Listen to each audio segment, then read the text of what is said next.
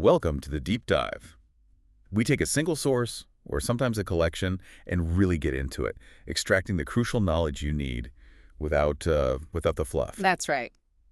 Today, we're locked in on Chapter 18 of Michael Beschloss's The Crisis Years, Kennedy and Khrushchev, 1960-1963. A really dense, critical chapter. Absolutely. Our mission for you, the learner, is to get a clear, engaging, and thorough grasp of this pivotal week in the Cuban Missile Crisis. We're talking insights, strategies, and, well, the surprising moments that defined it all. Yeah, this chapter really throws you right into the deep end. I mean, the sheer number of things happening at once is staggering. You've got the public confrontation, these secret backchannels buzzing, the intense debates inside both Washington and Moscow. It's just a masterclass in high-stakes decision-making under, well, unbelievable pressure. Okay, let's unpack it then. Starting Friday morning, October 26th, the U.S. quarantine of Cuba is now active. It's in effect. And we see the U.S. destroyer Joseph P. Kennedy, Jr., interestingly. A ship, Robert Kennedy, had actually served on intercepting the freighter Marukla. What did this first interception tell us? Well, the Marukla incident, it was tense, definitely, but it also showed a degree of caution, maybe. How so? Here you have the ship, Panamanian-owned, Lebanese-registered, Soviet-chartered. Quite a mix. Yeah. But it wasn't actually carrying any contraband, no prohibited materials. So it suggests, both sides were sort of feeling each other out, testing the limits without immediately wanting to trigger something huge. And even with all this global tension, you have President Kennedy making this wry comment to Salinger, his press secretary, about, the press and family publicity. Yeah, he did, yeah, about the Joseph P. Kennedy Jr. getting the publicity. Right. It's a small detail, but it really highlights that constant awareness of public image, even then. Absolutely. And meanwhile, the ExComm, the Executive Committee of the National Security Council, they're meeting, and Adlai Stevenson, the UN ambassador, he's already predicting what the Soviets will likely demand. What was his prediction?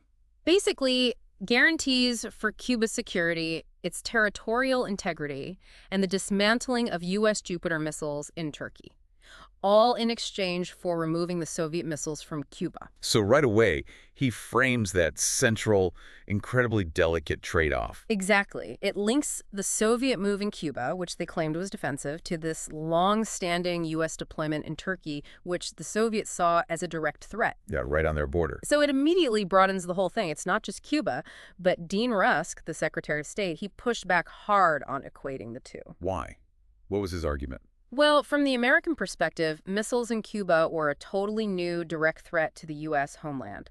Unprecedented. Right. The missiles in Turkey, while obviously a concern for the Soviets, were part of an existing NATO setup. That difference in sort of immediacy and context, that was a key argument within the Kennedy team. And it's at this point, Beschloss notes, that Kennedy realizes the quarantine alone isn't going to cut it. Right. It wasn't enough. His choice, as he saw it, was stark. Invading or trading? What does that tell you about his thinking then? It shows he grasped the limits of just, playing defense. The missiles were there. To get them out, the U.S. would likely have to either force them out with all the risks that entailed or find some diplomatic way out, one that addressed Soviet concerns. Which leads into discussing this Brazilian proposal. Something about a nuclear-free zone? Yeah, a nuclear-free zone and a territorial guarantee for Latin America.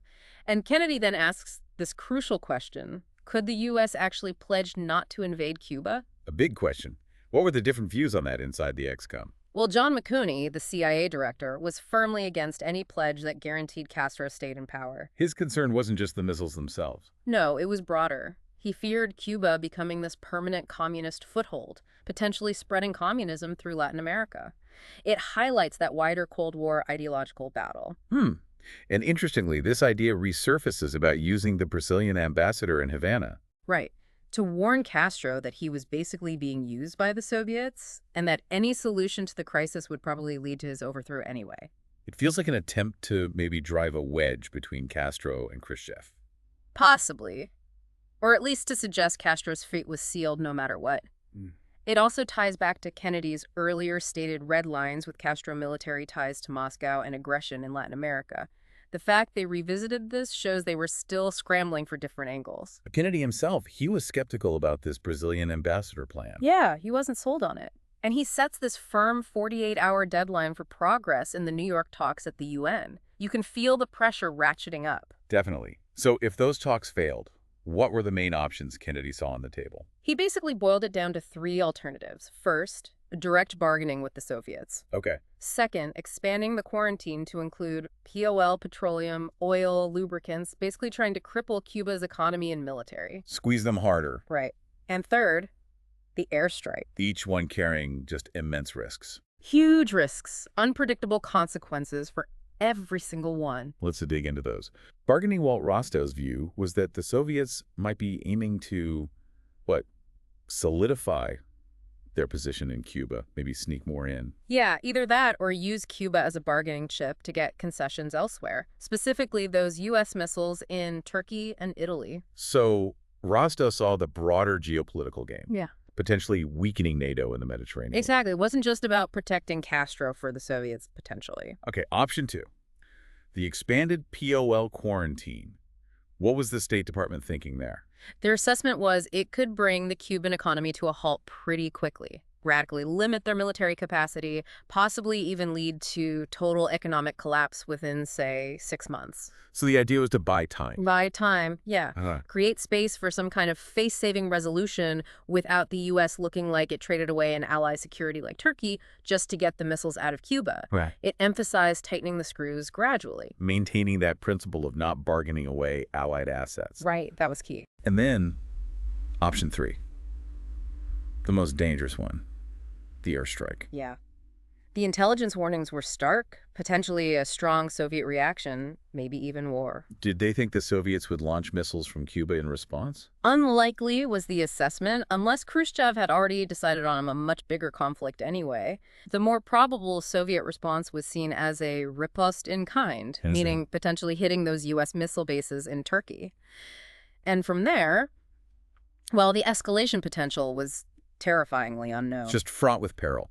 The highest risk of immediate, unpredictable escalation. A direct clash between the superpowers. Yeah. Exactly. Now, the chapter then takes this fascinating and frankly kind of disturbing detour into the politics within the Kennedy administration. Yeah, the infighting. We learn about Vice President Johnson leaking to the Dallas Morning News, saying there was a 50-50 chance of hitting Cuba.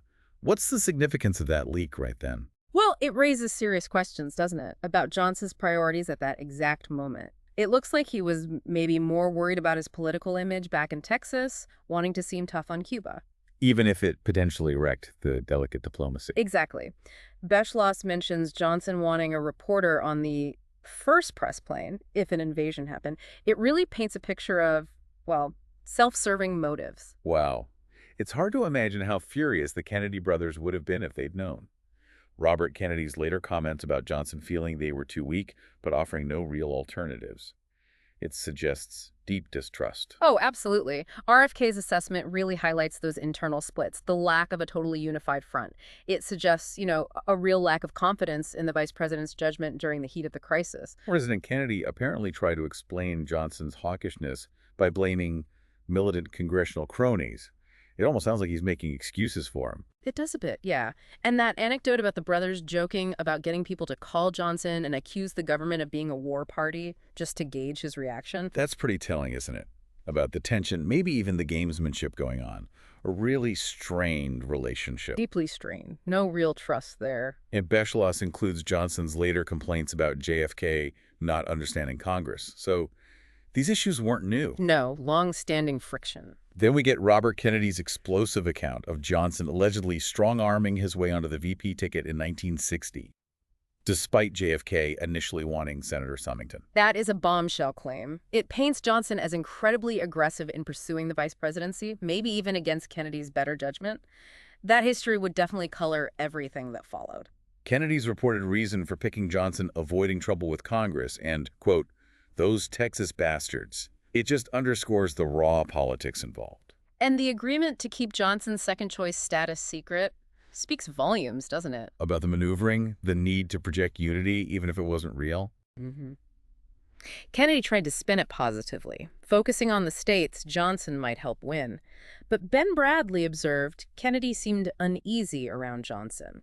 Bradley's observation kind of confirms that underlying tension, suggests Kennedy never really got comfortable with Johnson as VP. And Johnson's own motivations seem pretty clear in hindsight, wanting to shed that Southern label, already eyeing a run for president in '68. Yeah, Lynn Billings apparently told Kennedy after the Bay of Pigs that every move Johnson made was calculated for that future campaign. Provides a real lens for understanding his actions. Definitely. Kennedy even said he'd support Johnson more than Eisenhower-backed Nixon, despite, his own negative views, and Jacqueline reminding him of them.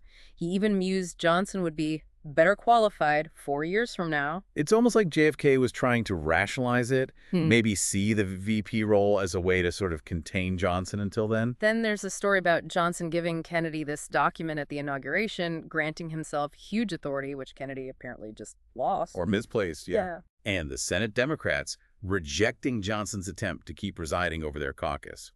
Kennedy saw that as a real hit to Johnson's ego. These incidents just highlight Johnson's struggle, really, going from powerful Senate Majority Leader to the, much less defined VP role. We hear about Johnson always checking if Kennedy was in the Oval Office, and Kennedy asking dismissively, what is he doing in these offices? Yeah, it suggests Kennedy didn't really see a clear role or integration for Johnson in the day-to-day White House operations. Publicly, Kennedy called him the most influential vice president, tried to include him, but paradoxically, he never really used Johnson's famous lobbying skills with Congress. It is a paradox, isn't it? Kennedy just seemed unwilling, or maybe unable, to fully leverage Johnson's main strength, which could have really helped his agenda. Johnson got assignments, space, equal opportunity, foreign trips. Kennedy addressed his complaints about staff treatment, but then Robert Kennedy later claimed the president wasn't happy with Johnson's work on equal opportunity. So, a complex picture. Public support, but maybe underlying tensions and distrust on policy. Interestingly, even RFK acknowledged Johnson's loyalty, despite their animosity. Which adds another layer. Kennedy made that remark about Johnson's letters to Senator Hayden, saying he only needed one of me. And by '62, Evelyn Lincoln noticed Johnson was at fewer key meetings. Kennedy complained about Johnson talking too much, which Johnson heard about. Johnson felt he was only invited to NSC meetings if he kept quiet. You can see the relationship deteriorating. Johnson clearly felt sidelined. Their private meeting time dropped off significantly. Kennedy told Charlie Bartlett he didn't bother calling people who hadn't read the cables, implying Johnson wasn't keeping up. Ouch. By the second year, Kennedy apparently saw both Johnson and Stevenson as politically weakened, dependent on his goodwill. That's a significant shift in perception. Kennedy told Bobby Baker he knew Johnson was unhappy but wished he'd speak up in meetings. But Johnson told Baker he feared being called a traitor if he disagreed, and he distrusted RFK and the highfalutin Harvards. Reveals the depth of Johnson's bitterness. He later said he detested every minute of being VP. And all this is happening while Johnson is cultivating the Dallas Morning News, whose publisher distrusted the Kennedys. Johnson secretly gets Jack Kruger to send a reporter, Hugh Ainsworth, for a private meeting. It feels like this separate, potentially damaging agenda running alongside the missile crisis. It really underscores Johnson's focus on his own political game, his willingness to operate somewhat independently, even during a national emergency. Okay, let's shift gears now, back to the crisis itself and the emergence of these crucial diplomatic backchannels. Right, the secret communication lines. John Scali, an ABC News correspondent, gets contacted by Alexander Fomin, a Soviet embassy counselor, for an urgent meeting. Who was Fomin? Well, Fomin had been used before as a secret link to the White House. Another Soviet contact, Bolshakov, had lost credibility because of the whole missile deception. So Fomin was a potential alternative channel. Right. He'd met Scali before, kind of playing the new guy in town card, trying to understand Washington. But U.S. intelligence knew better. Oh, yeah. They identified Fomin as a KGB colonel, actually involved in reorganizing Soviet intelligence in the U.S. So that immediately puts his motives under a cloud. Absolutely. Highlights the murky world of Cold War diplomacy. Definitely.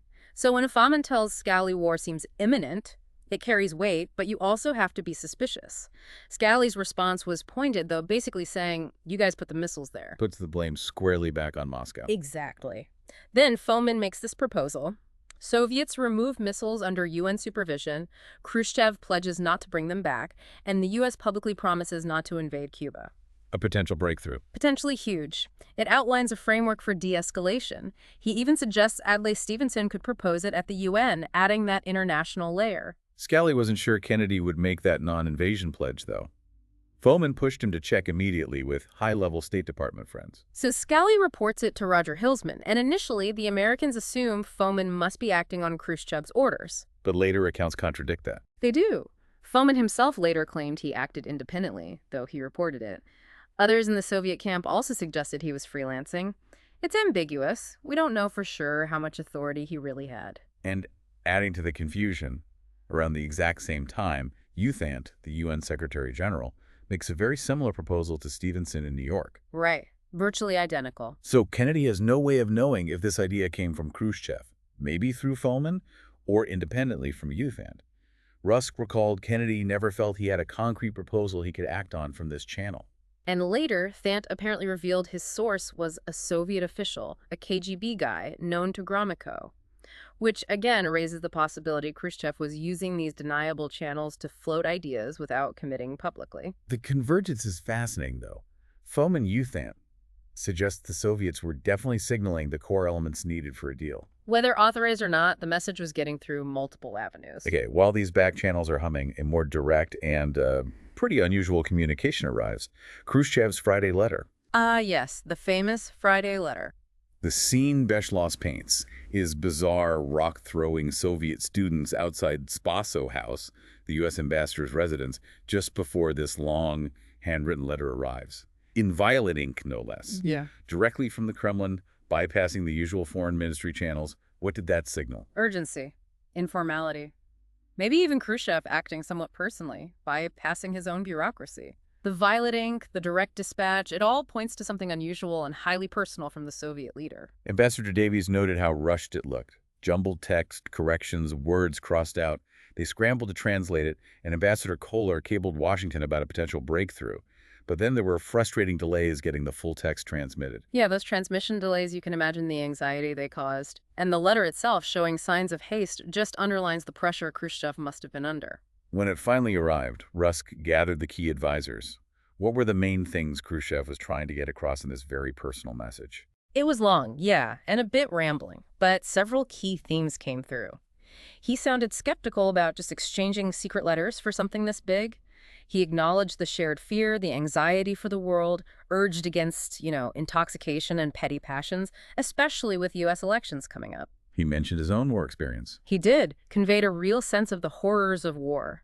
And he tried hard to reassure Kennedy that the weapons in Cuba were purely defensive. Use that analogy of a cannon defensive if protecting, offensive only if you add troops to attack. Question the logic of attacking the U.S. from Cuba. Tried to paint himself as rational? Very much so.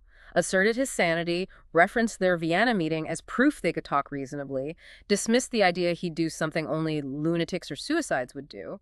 He stressed wanting peaceful competition, condemned the U.S. quarantine as piratical, like something from the Middle Ages. Did he offer anything concrete? He maintained Soviet ships were carrying peaceful cargo, that Cuba already had enough defensive weapons, appealed for good sense, and he did propose something based on Uthant's appeal. Soviets halt arms shipments. U.S. halts the piratical actions against ships while negotiations happen. He also linked the missile deployment back to the Bay of Pigs, didn't he? Yes, explicitly. Said the Bay of Pigs and U.S. support for counter-revolutionaries provoked the weapons delivery. He acknowledged Kennedy's admission that the Bay of Pigs was a mistake, which he seemed to value.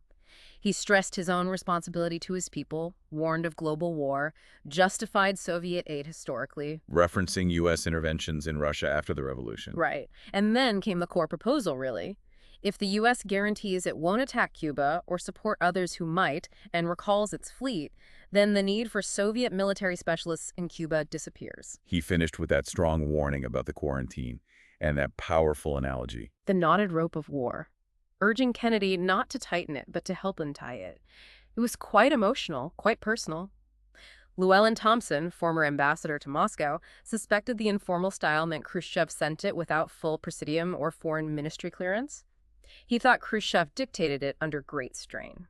So how did the ExComm react to this strange, emotional letter? Our reactions were mixed.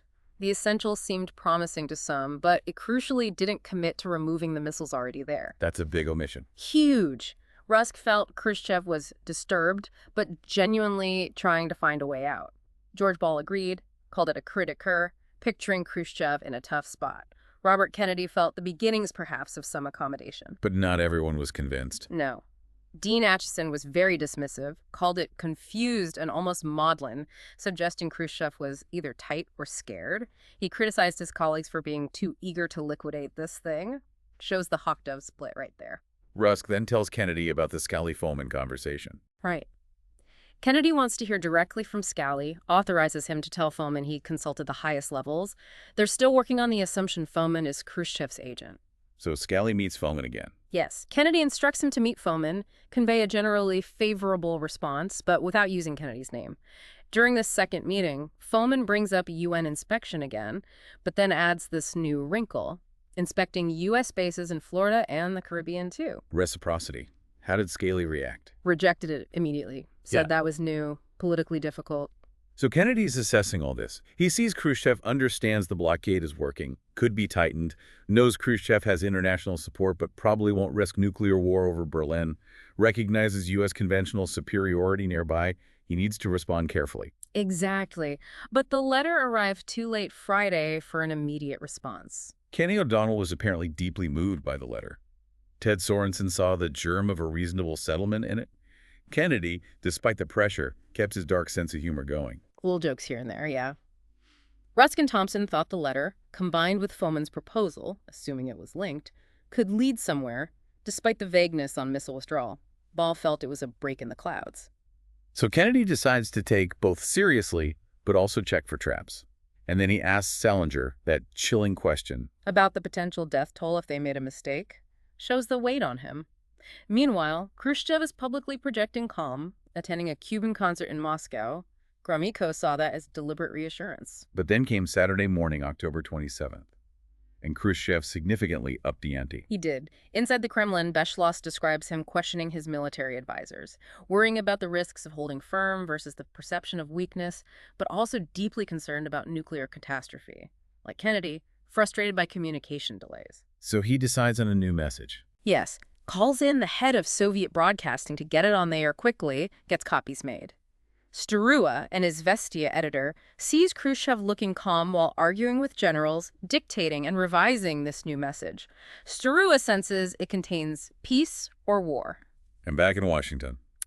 Robert Kennedy arrives at the Saturday morning ExComm meeting feeling, as he put it, considerable disquiet. He had seen FBI reports about Soviet diplomats in New York possibly destroying sensitive documents. Plus, the Soviet tanker Grozny was still steaming towards the quarantine line. A lot of ominous signs. And then, just as the ExComm meeting starts, Radio Moscow begins broadcasting Khrushchev's new message. What was the crucial change this time? This is the big one, isn't it? The Saturday letter. Yes. While the Friday letter was emotional, focused on Cuba's security, this Saturday message explicitly links removing Soviet missiles from Cuba to the U.S., removing its Jupiter missiles from Turkey. The direct quid pro quo. Exactly. That dramatically changed the game. Khrushchev acknowledges Kennedy's desire for security, but argues Cuba deserves the same. Points directly at U.S. bases surrounding the USSR, especially Turkey, highlighting its proximity. Challenges the U.S. narrative of its deployments being defensive, while Soviet ones are offensive. Right. Says it's unequal. And while welcoming UN talks, he lays out the new proposal.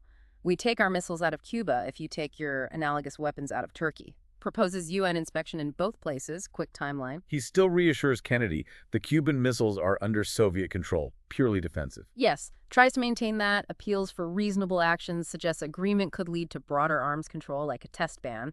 But the core is that direct linkage. Cuba for Turkey. How did Washington react to this sudden shift? Immediate confusion and concern. Why had Khrushchev upped the ante? The Soviets later explained it by saying on Friday they feared an imminent U.S. invasion, so they dropped the Turkey demand for speed. By Saturday, they reassessed the invasion risk as lower, so they put Turkey back in. Plausible. Maybe. Kennedy was surprised, though.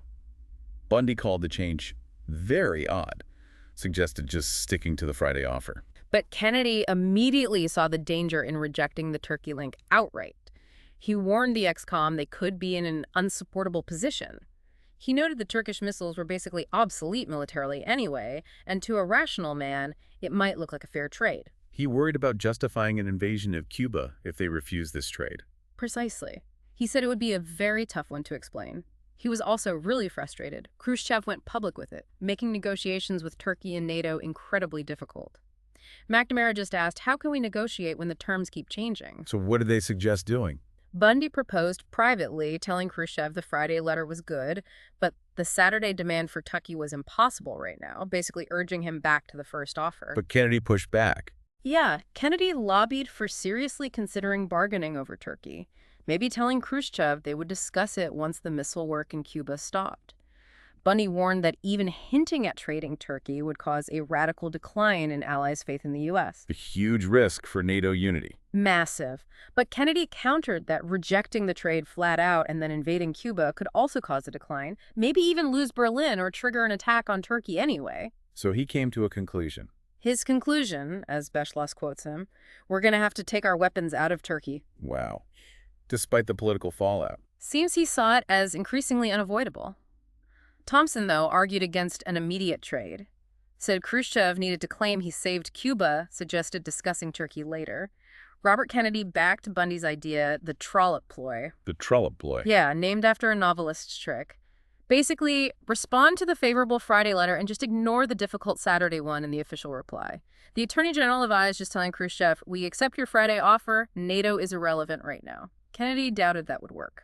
It flew in the face of his earlier public stance against bargaining over bases. Absolutely. And McNamara had given reporters this convoluted explanation earlier about why Cuba and Turkey weren't analogous. Now, suddenly, Walter Lippmann's columns start drawing the parallel, even proposing a direct trade. Did Khrushchev think Lippmann was speaking for the White House? Possibly. His advisors might have suspected it. Kennedy had complained before about Khrushchev assuming Lippmann spoke for him.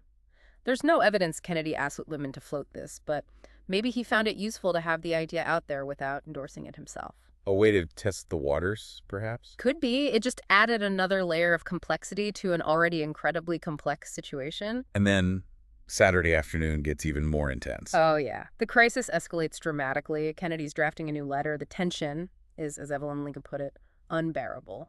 And then the U-2 incident over Siberia. Right. A U-2 reconnaissance plane accidentally strays into Soviet airspace over the Chukotka Peninsula. Soviet fighters scramble, pursue it, but it gets back safely. How did Kennedy react? Khrushchev. Khrushchev could have seen it as deliberate provocation, but likely concluded it was an accident. Still, it heightened sensitivity to how easily things could spiral out of control. Kennedy, hearing about it after ordering flights canceled, just said wryly, there is always some son of a bitch who doesn't get the word. Shows the potential for catastrophic accidents. Exactly. Yeah.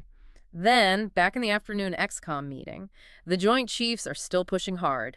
Massive airstrike, invasion of Cuba by Monday morning. Unless they see irrefutable evidence, the missiles are being dismantled. And then the news bulletin comes in. The devastating news.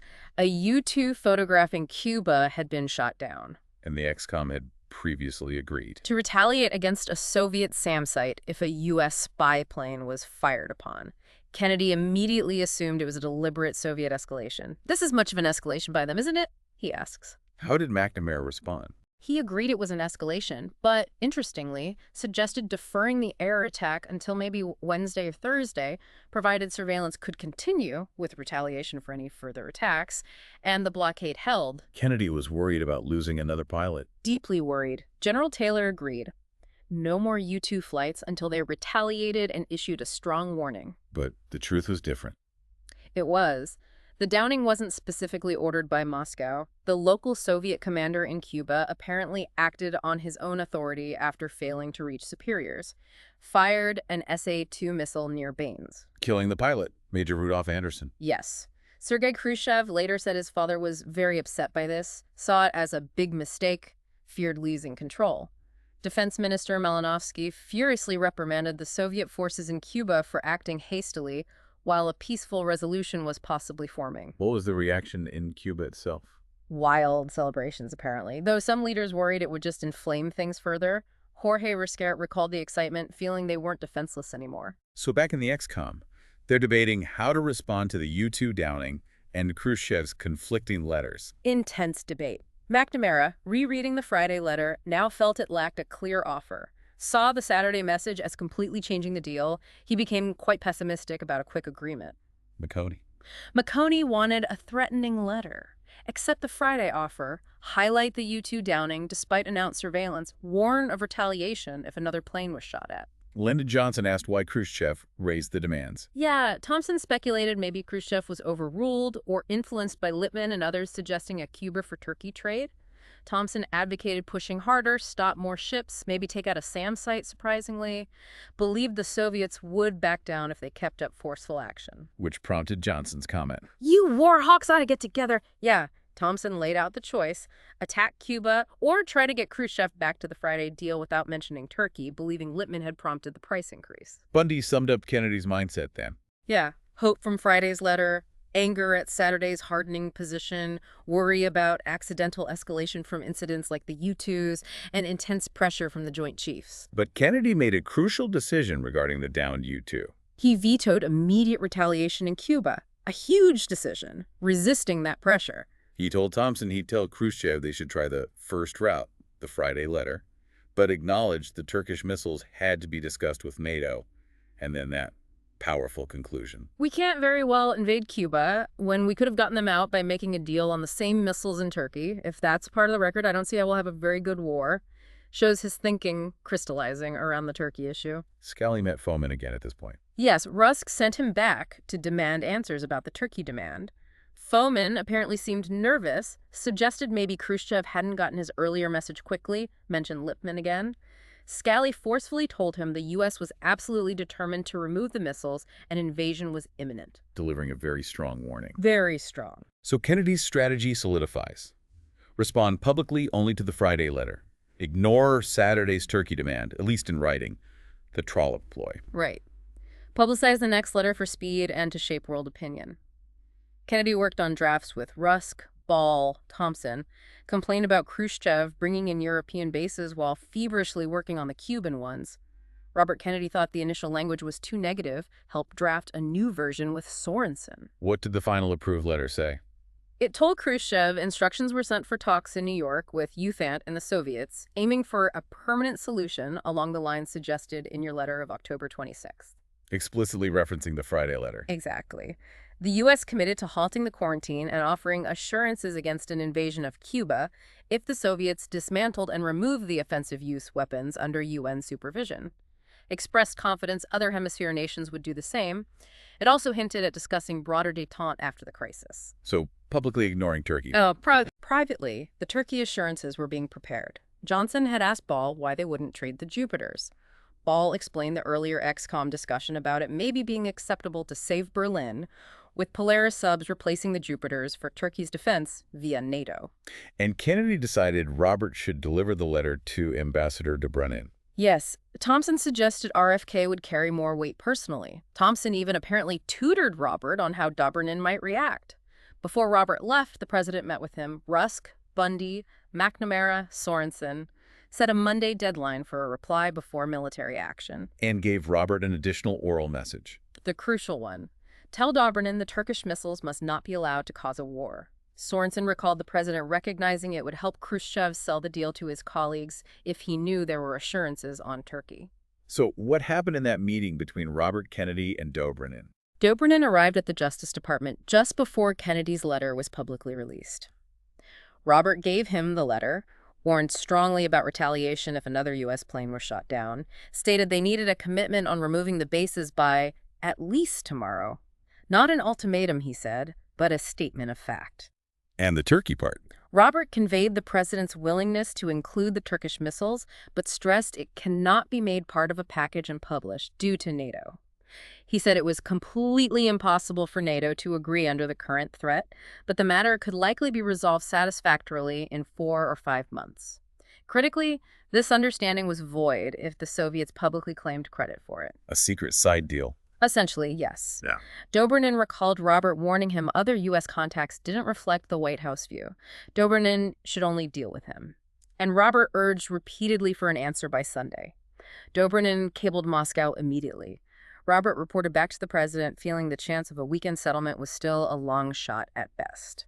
So even with this secret channel working, they continue preparing for the worst Saturday evening. Absolutely. ExComm met again. President approved calling up 24 Air Reserve squadrons. The contingency plan was set. If U.S. planes were attacked Sunday and New York talks failed, they'd take out the SAM sites in Cuba Monday. The Grozny was nearing the quarantine line. Stevenson was told to ask that to remind the Soviets to keep ships away. Robert Kennedy argued against mentioning Turkey at the NATO meeting on Sunday. Yes, wanted to keep the secret deal secret, feared Moscow might exploit it or demand more if it became public. McNamara was pessimistic, urging readiness for post-invasion government in Cuba, response plans for Soviet moves in Europe. There was even dark humor about making Robert mayor of Havana. They adjourned near midnight. Kennedy, planning to review airstrike plans in the morning, felt it could still go either way. Yeah, and then apparently went to watch the movie Roman Holiday. Incredible contrast. And there was another secret contingency plan, even more secret. Apparently known only to Rusk and the Kennedys. A private agreement. If Khrushchev didn't accept the terms, including Robert's secret assurances, by Monday, they would quietly ask Thant to propose the Turkey for Cuba trade publicly, and Kennedy would then accept that. The Cordier ploy. Right. Named after Andrew Cordier, who Rusk asked to draft a statement for Thant, ready to go on signal. Rusk believed Kennedy would have tried this before ordering an invasion, seeing invasion as a massive escalation. Meanwhile, what was happening in Havana, Castro was getting nervous. Extremely. On Friday, he warned the Soviet ambassador, Alexeyev, of an imminent U.S. attack, even asked to shelter in the Soviet embassy bomb shelter. Then, with Alexeyev's help, he wrote this secret, urgent letter to Khrushchev. What did Castro say? Predicted an attack within 72 hours. Praised Cuban morale, but warned of devastating consequences if U.S. aggression wasn't stopped. He then implored Khrushchev to prevent the imperialists from launching a first-strike nuclear war against the USSR, considering a Soviet first strike an act of self-defense, as there'd be no other solution. Wow. How was that interpreted in Moscow? Well, Castro's allies later framed it as urging firmness. But Khrushchev seems to have interpreted it as Castro advocating a preemptive Soviet nuclear strike on the U.S. Which must have terrified Khrushchev even more. You'd think so. By Saturday night, Khrushchev was apparently more fearful than ever of the Pentagon influencing Kennedy, maybe even taking over, reflecting his own political context, perhaps. Dobrynin's cables about Pentagon pressure reinforced this. Alexeyev's telegram from Havana about invasion fears added to it, and Castro's message, plus the U-2 downing, sharpened his fear of accidental war, of losing control.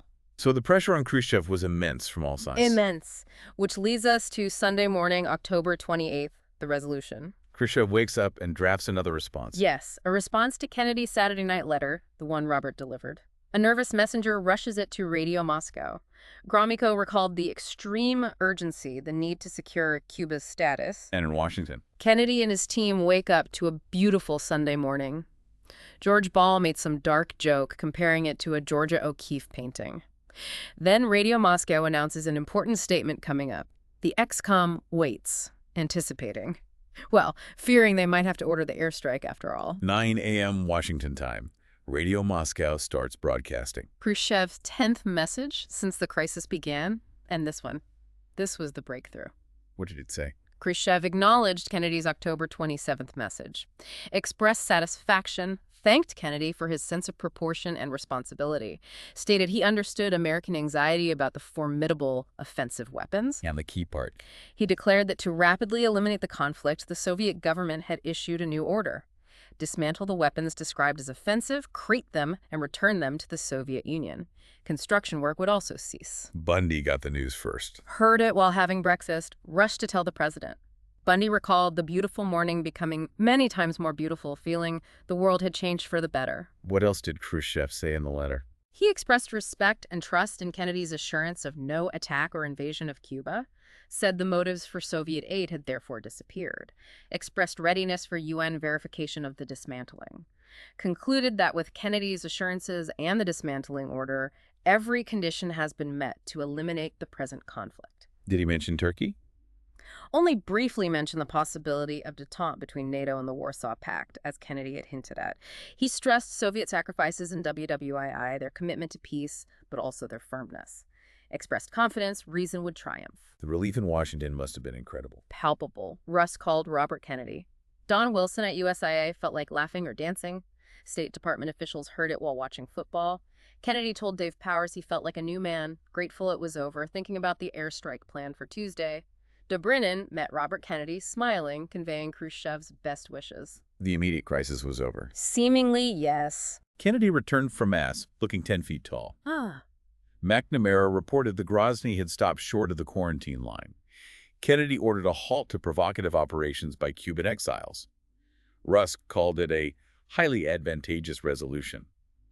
Bundy said it was a day for the doves. But Kennedy warned against gloating. Yes, famously told the press, Khrushchev has eaten enough crow, let's not rub it in. Then he made that dark comment about Lincoln being assassinated after his greatest victory, saying, "This is the night I should go to the theater." Robert apparently wanted to join him, which was later interpreted as disgust at Johnson's performance during the crisis. Johnson himself was hosting the reporter Ainsworth, complimenting Kennedy's poker skills. Yeah. Meanwhile, Alexiev in Havana was dismayed, hadn't been informed beforehand, dreaded telling Castro. Khrushchev sent Castro a message urging restraint, saying the conflict ended favorably by preventing invasion. How did Castro react? Furious. Denounced Khrushchev, refused to take Alexiev's calls. Cuban exiles in Miami felt betrayed by Kennedy's no-invasion pledge. Soviet citizens were stunned, having been told the crisis was an American fabrication.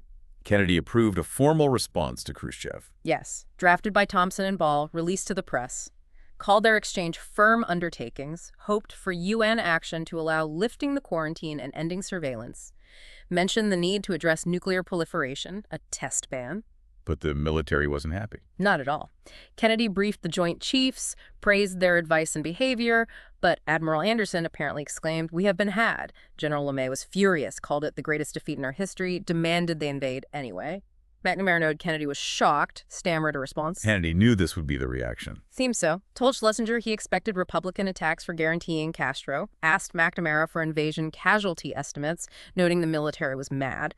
He briefed congressional leaders, called it a great victory, but predicted future crises, especially with China getting the bomb. And Beschloss rounds out the chapter with other post-crisis details, disputes, context. Yeah. Disputes between Johnson and Robert Kennedy about meeting attendance, anecdotes about Thompson knowing the Friday letter was likely personal, Malinovsky's anger at Khrushchev negotiating, Dobrynin denying burning papers but admitting contingency plans, the secret taping of ExComm meetings, RFK later taking credit for the trollop ploy, McNamara conceding the Soviet view on Turkey later on, details about Major Anderson, conflicting accounts of who ordered the shootdown, Castro's angry letters. It's all in there. Plus the details about the secret courtier ploy and Rusk's belief Kennedy would have used it before invading, and Khrushchev's fear the U.S. military might overthrow Kennedy. It really ties up all the threads of that incredibly intense period covered in the chapter. And with that, we really have reached the end of our deep dive into Chapter 18 of the Crisis Years. We've covered, well, everything significant. The key events, the political maneuvering, the diplomatic back and forths, the near misses, the historical context, and Beschloss's analysis. We hit the key figures, those critical dates from Friday, October 26th to Sunday the 28th, and the huge real-world implications. Absolutely. We haven't skipped any crucial details from this chapter, giving you, we hope, a comprehensive understanding of this pivotal week where the world held its breath. It really is a powerful and, frankly, quite sobering account, how close things came. It underscores the role of leadership, communication, both overt and secret, and maybe even just a bit of luck in pulling back from the brink. So for you, our listener, maybe something to think about. That incredibly delicate balance of power and communication that did ultimately avert catastrophe.